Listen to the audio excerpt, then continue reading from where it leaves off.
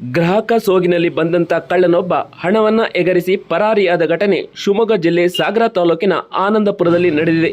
ಬಟ್ಟೆ ಅಂಗಡಿಯೊಂದಕ್ಕೆ ಬಂದಂತ ಕಳ್ಳ ಕರವಸ್ತ್ರವನ್ನು ಖರೀದಿ ಮಾಡಿದ ನಂತರ 500 ರು ಒಂದು ನೋಟನ್ನು ನೀಡಿ ಚಿಲ್ಲರೆ ಪಡೆಯುತ್ತಾನೆ. ಮತ್ತೆ ಅಂಗಡಿಯೊಳಗೆ ಬಂದಂತ ಕಳ್ಳ ನಾನು ನೋಡಿದ ಸೀರಿಯಲ್ ನಂಬರ್ ನೋಟನ್ನೇ ನೀಡಬೇಕು ಎಂದು ಖಜಾನೆಯಲ್ಲಿದ್ದ ಅಷ್ಟು ಹಣವನ್ನು ತೆಗೆಸಿ ಮಾಲೀಕನಿಗೆ ಯಾಮಾರಿಸಿ 10,000 ಹಣವನ್ನು ಎಗರಿಸಿ ಪರಾರಿಯಾಗುತ್ತಾನೆ.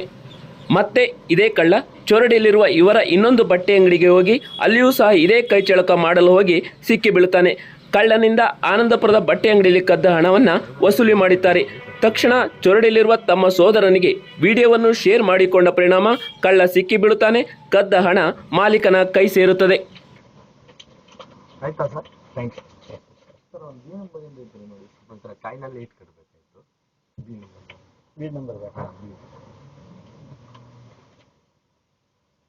UUB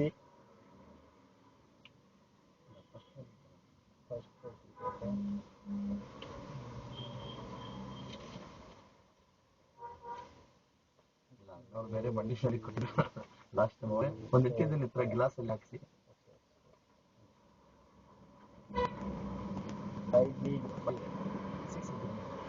ಸಿಕ್ಸ್ ಅದು ಬಟ್ರಿಗೆ ಒಳ್ಳೇದಾಗ್ತದೆ. ಅಲ್ಲ ಬೇರೆ ಬಂಡಿಶಾಲಿ ಕೊಟ್ಟಿದ್ರಲ್ಲ ಅವ್ರ ಕೈಲಿ.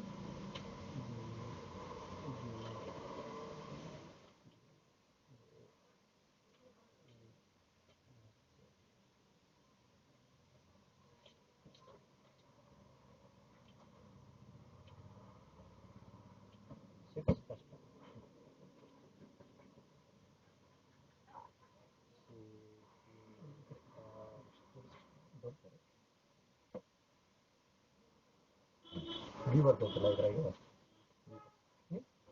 ಸಿಕ್ಸ್ ಬರ್ತೈತಿ ಇದ್ರಾಗ. 6 ಇದ್ರಾಗ ದುಡ್ಡು ಎಷ್ಟು ಆಗ್ತೈತಿ? ದುಡ್ಡು ಬರ್ತದೆ 2,1500. ಹಾಂ 25 ಒಂದು ತಗೊಂಡಿದ್ದೀನಿ.